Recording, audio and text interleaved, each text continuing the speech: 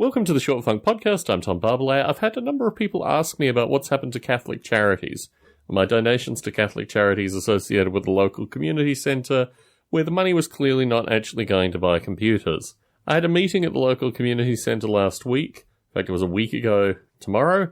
And the purpose of the meeting was to go through what needed to be spent immediately. They had in excess of, depending on how you add it up, between $14,000 and $16,000 that was unaccounted for in terms of the spending. They had bought 2 iMacs, but they hadn't really, that in and of itself is at most $3,000, even if they were Mac spec. So there was still a considerable amount of money yet to be spent, and nothing had actually occurred at the community centre. So in calling a meeting at the community centre, there's no way really that any of the parties could show up and deny anything that's gone on here. It's all pretty transparent. So it was a relatively easygoing meeting. It only went on for about 10, 15 minutes.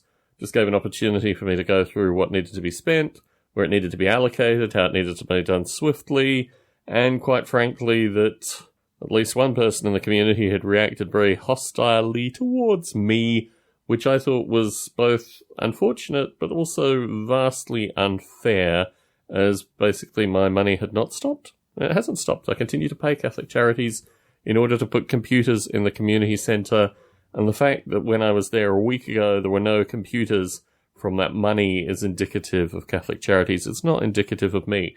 Now, if you've heard these Short Funk recordings, you'll be familiar with the fact that Catholic charities runs absolutely every aspect of San Jose. In fact, Catholic charities is basically the city of San Jose in terms of taking responsibility where the city has refused to take responsibility.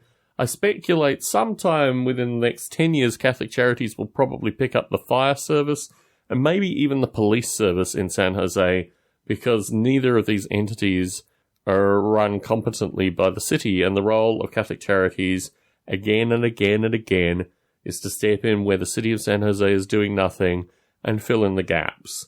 And unfortunately, where the city of San Jose is pretty poor, Catholic charities are pretty poor as well. So, a footnote to this thing, I contacted the CEO of Catholic Charities and tried to get him in a conversation. We were supposed to talk on Friday. I called him at the designated time. He wasn't available. He called me randomly just on Monday. And for folks listening in who may wonder, if you just call me out of the blue, typically, if I don't really know you and I'm at work in the middle of something, I'm not going to be as polite as I might be on a podcast. And I told the gentleman, quite frankly, as I'd said via email, we can conduct this thing via email. But yes, if you call me at work at a random time, you're not always going to get the best Tom Barbalet, unfortunately. And I think the footnote of this whole thing is just that Catholic Charities needs to buy those computers and start behaving a little bit better. Hopefully they will. Tom Barbalet in San Jose, signing out.